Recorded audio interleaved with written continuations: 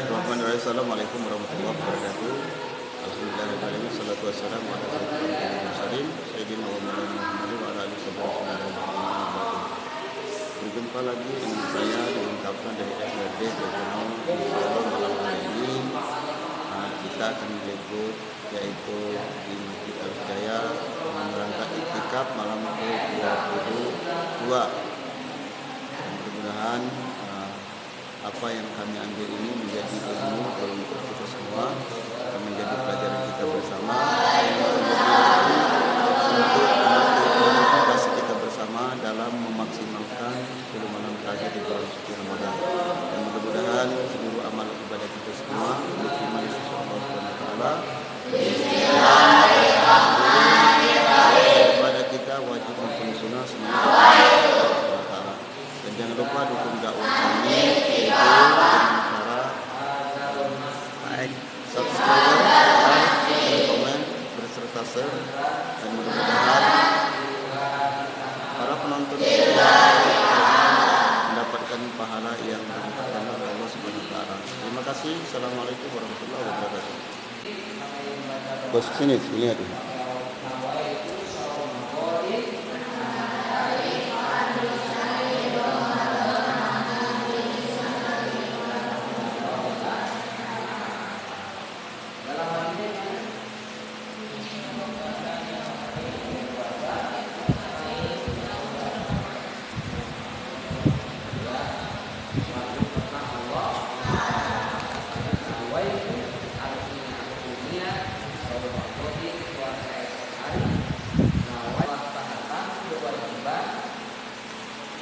Kewajiban di bulan Ramadan tahun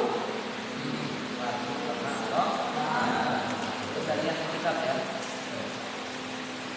Bismillah, walhamdulillah, wassalatu wassalamu ala rasulillah wa ala alihi wa ashabihi wan nar, dan dari api neraka.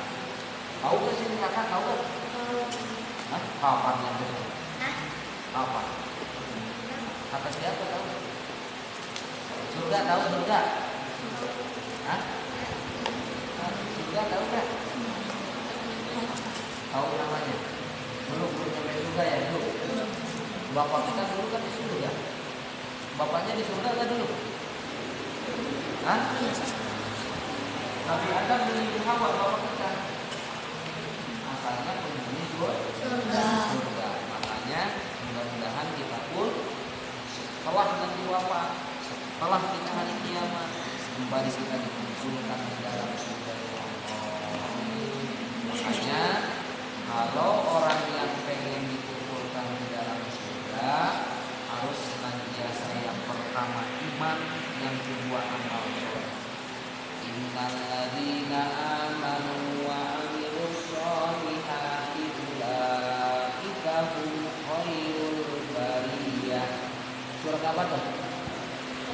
Innal ladzina amanu wa 'amilus sholihati ulaika hum khairul bariyah.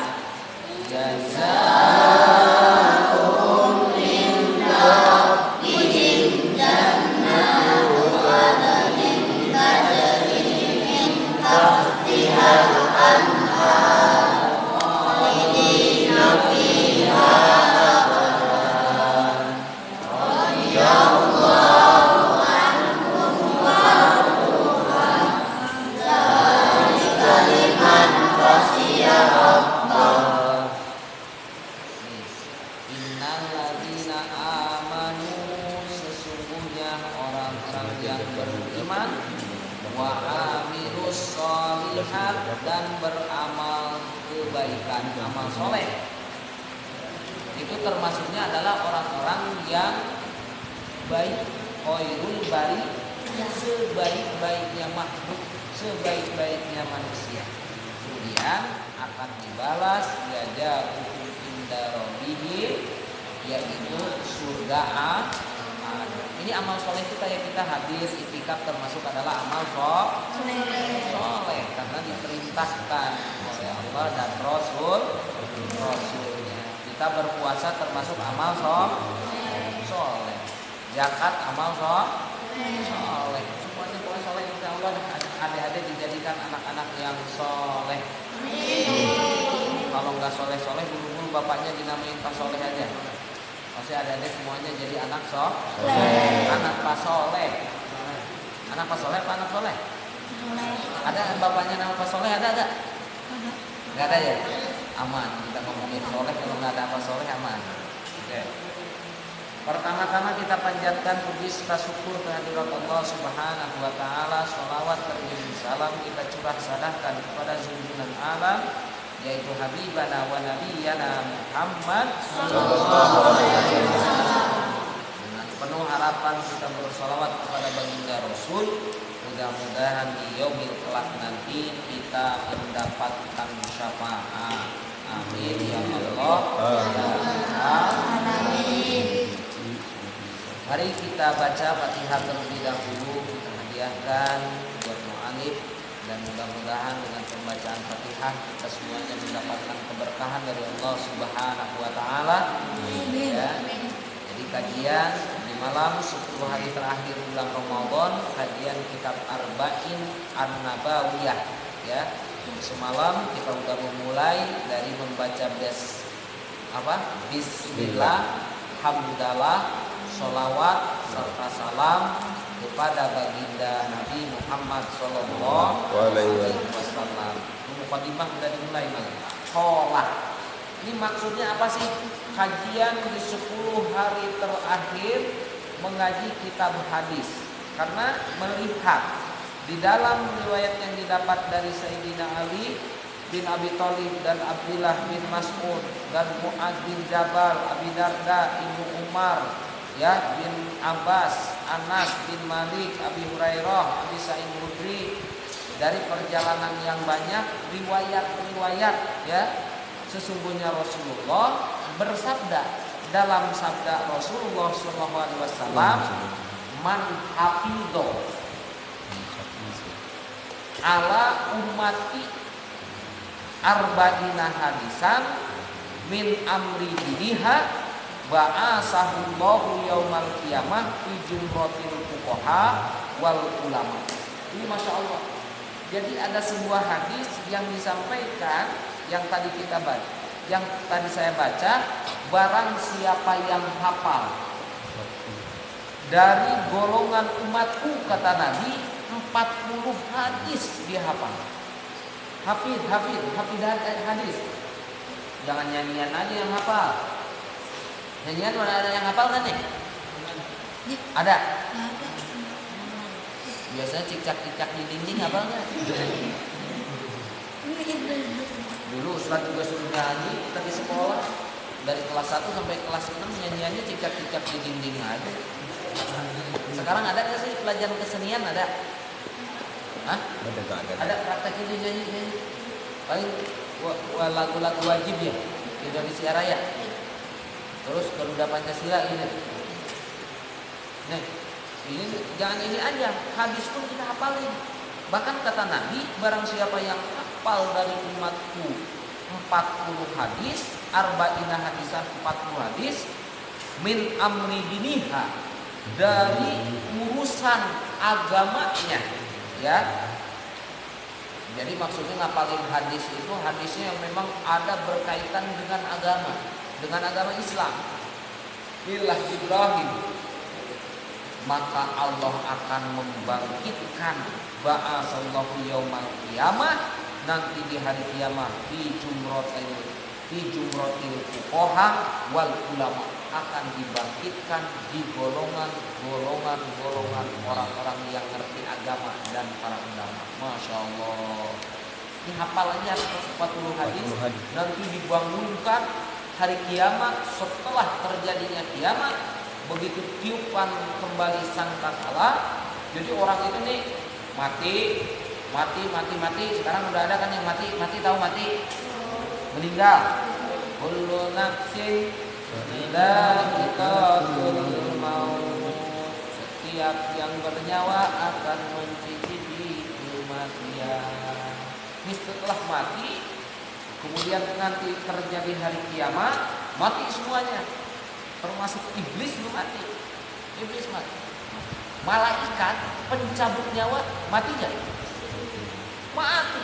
Paling terakhir itu malaikat Israil.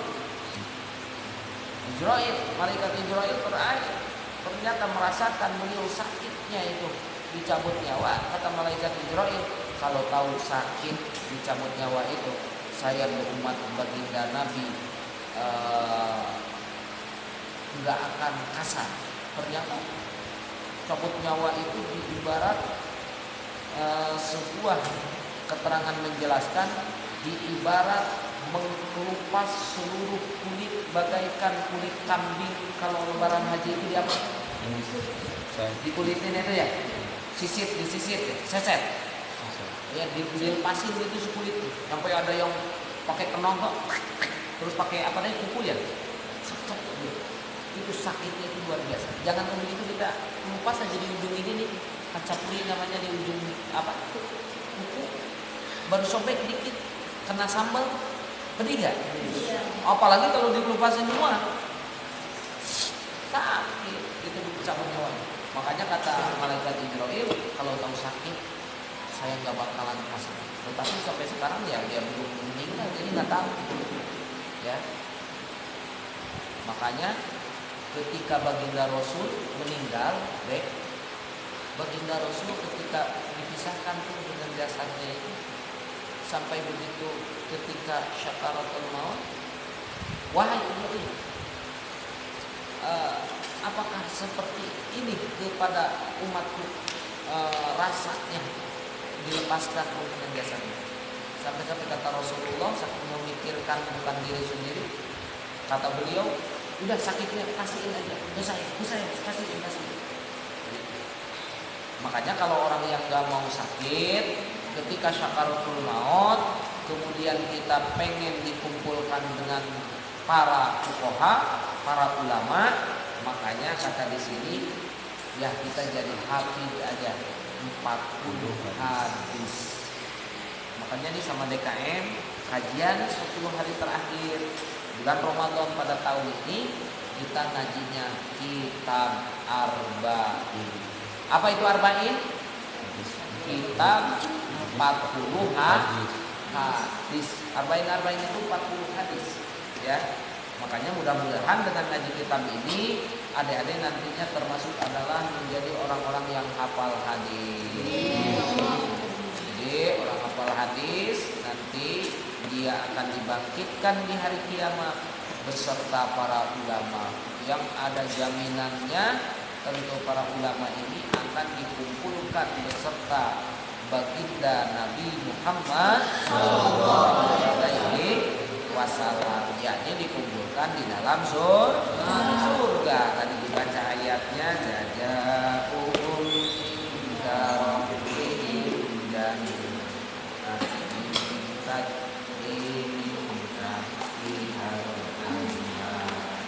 mudah-mudahan kita termasuk Allah berikan taufik, hidayah, kekuatan, mampu menghafalkan hadis. Amin.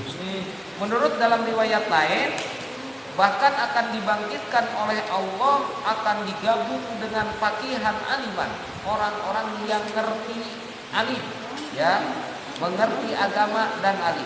Menurut riwayat Abi Darda, wa kuntu lahu yaumal qiyamah syafi'an wa syahidan, dan terbukti aku kepadanya di hari kiamat. Kata riwayat Abi Darda, kata baginda Rasul, akunya itu baginda Rasul akan memberikan syafi'an, pertolongan, wa syahidan, dan kesaksian. Jadi nanti disaksikan nih adik-adik yang ngaji di Masjid Al-Hidayah hafal 40 hadis. Wah, ini mau udah masuk aja ke surga. Amin. Termasuk saksikan begitu, ya. Wa fi riwayat Ibnu Mas'ud, dan di dalam riwayat Ibnu Mas'ud, qila lahu, dikatakan kepadanya, udhulu min ay abwabil jannah. Orang yang hafal 40 hadis masuk udhul min ay abwab, dari pintu yang mana saja. Itu pintu mana saja masuk ke dalam surga dipersilahkan, ya. Itu tiketnya yaitu ngapalin 40 hadis. Ini makanya harus hafal nih ya. Hafal. Min ai abwabil jannah sita. Ya maunya dari mana aja. Pokoknya mau di sebelah barat, mau sebelah timur ya. Nah, makanya kan pintu-pintunya beda-beda. Ada nama-namanya khusus ya. Ini pokoknya mudah-mudahan kita dikumpulkan dalam surganya Allah. Makanya di dalam puasa ini perbanyak kita membacakan asyhadu an la ilaha illallah astaghfirullah nas'alukal jannata wal jannah wa na'udzubika nas'aluka ridhoka, kami memohon kepadamu ya Allah ridhomu. Nas'aluka ridhoka wal jannah, dan surga. Jadi kita meminta ridho dan surganya Allah subhanahu wa ta'ala. Ini termasuk dalam surga dari pintu yang mana saja. Bahkan menurut dalam riwayat Ibnu Umar, ini riwayatnya banyak sekali mengenai tentang orang yang hafal 40 hadis, apalagi lebih dari 40 ya. Kata di sini riwayat Ibnu Umar kutiba fijuka, bahkan akan dituliskan orang yang hafal 40 hadis itu berkelompok dengan ulama dan akan dikumpulkan dengan golongan-golongan orang yang mati syahid, termasuk Sayyidina Hamzah, pamannya baginda Rasulullah sallallahu alaihi wasallam. Beliau termasuk yang dicas, distempel orang meninggal peperangan Badar, yaitu perang Badar dengan perang Badar. Salatullah salamullah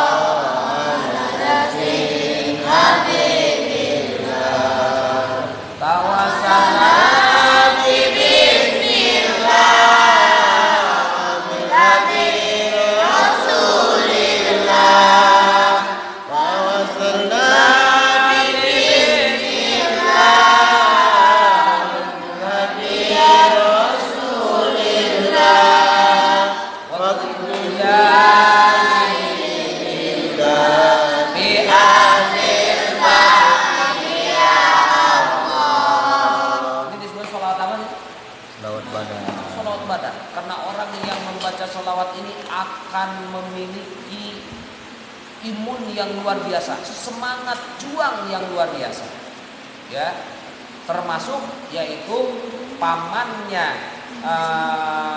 baginda Nabi Muhammad sallallahu alaihi wasallam yang lenyap ketika itu di perang Badar. Jadi kalau adik-adik insya Allah nanti akan jadi tatamunya Allah, duyukullah wa duyukur rahman, akan menjadi tatamunya Allah, tatamunya Rasulullah.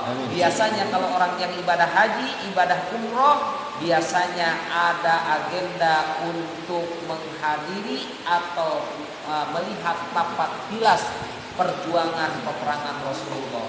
Biasanya dari Masjid Kuba kemudian langsung ke sana ke Badar ya, ke gunung, ke Jabal Uhud yang terjadi perang Badar di situ. Itu di bawah jabal tersebut. Sekarang Jabal Uhudnya sih udah nggak ada.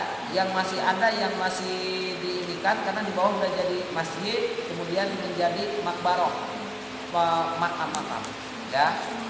Di situ ada tulisan-tulisannya, ada di situ ya, termasuk tulisan diantaranya nama yaitu pamannya Rasulullah sallallahu alaihi wasallam. Ini yang dijamin masuk surga. Bahkan menurut dalam hikayat, orang keterangan dalam fikih pun orang yang meninggal mati syahid gak usah dimandikan. Itu darahnya menurut Allah wangi. Itu makanya itu sahabat-sahabat itu, sahabat Rasulullah pada langsung dulu.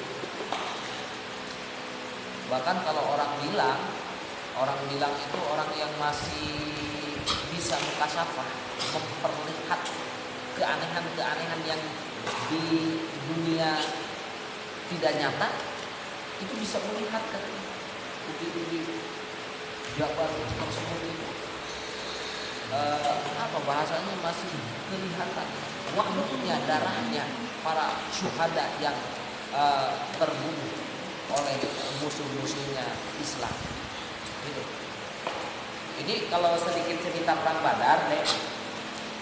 Jadi pasukannya baginda Rasulullah itu kurang lebih tidak banyak. 300 sekian, menurut dalam riwayat cuma 300 sekian. Tapi bisa menghadang pasukan yang begitu banyak. Bahkan menurut dalam riwayat ribuan pasukan.